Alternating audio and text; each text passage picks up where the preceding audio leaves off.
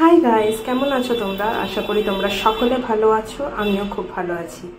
আমার পেজে কিন্তু বেশিরভাগ তোমরা নিরামিষ ভিডিওই দেখতে পাও, নিরামিষ রান্নার রেসিপি দেখতে পাও।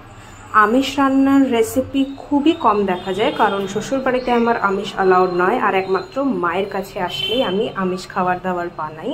এবং ভিডিও দেখে তোমরা বুঝেই গেছো যে আমি মায়ের কাছে আছি, আর আমার প্রচণ্ডভাবে কাতলা মাছ বা রুই মাছ দিয়ে ফুলকপি দিয়ে যে ঝোলটা, সেটা খেতে ভীষণভাবে ইচ্ছা করছিল। তো মা সকাল সকাল বেরিয়ে পড়েছিল বাজারের উদ্দেশ্যে। মা নিয়ে এসেছিল মাছ, ফুলকপি, আর আমি বললাম মাকে যে এবারে এই ফুলকপির ঝোলটা আমি রান্না করব। ভীষণ সিম্পল ওয়েতে রান্নাটা, সেরকম কোনো মশলা, কোনো সবজির দরকার নেই। মা মাছটাকে খুব ভালো করে ধুয়ে নুন হলুদ মাখিয়ে রেখে দিয়েছিল। এদিকে আমি ফুলকপি আলুগুলোকে সাইজ মতো কেটে নিয়েছিলাম।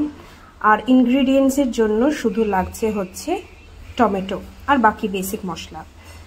তো সবার প্রথমে কড়াইতে সর্ষের তেল গরম করে মাছগুলোকে মোটামুটিভাবে ভেজে দিচ্ছিলাম। খুব একটা কড়া করে মাছ ভাজা আমার বা মায়ের কারুরই পছন্দটা। সো এখানে মাছ ভাজা কমপ্লিট। তেলটা পরিমাণ মতো আর একটুখানি দিয়ে তার মধ্যে আমি একটু নুন দিয়ে দিয়েছিলাম, কারণ এবার আমি ফুলকপি আর আলুটাকে ভাজবো। ফুলকপি আলুটাও ভালো করে মোটামুটি লাল লাল করে ভেজে নিয়ে তুলে রাখবো। ফুলকপি আলু ভাজা হয়ে গেলে তেল যতটুকু অবশিষ্ট আছে তার মধ্যে আরেকটু তেল পরিমাণ মতো দিয়ে তার মধ্যে সাদা জিরে ফোড়ন দিয়ে টমেটো কুচিগুলো দিয়ে দেব। এরপর বেসিক মশলাগুলো, যেমন নুন, লঙ্কার গুঁড়ো বা তোমরা কাশ্মীরি লঙ্কার গুঁড়ো ইউজ করতে পারো, হলুদ গুঁড়ো আর ধনে জিরে গুঁড়ো। ধনে জিরে গুঁড়োটা বাকি মশলার থেকে একটু বেশি। তারপর সমস্ত মশলাগুলোকে খুবই ভালো করে কষিয়ে নেব। যখন মশলা থেকে তেল ছাড়তে শুরু হবে তখনই গরম জল দিয়ে দেব। রান্নায় সবসময় গরম জল ব্যবহার করা উচিত, এতে রান্নার টেস্ট, ফ্লেভার সব কিছু একটু বেড়ে যায়।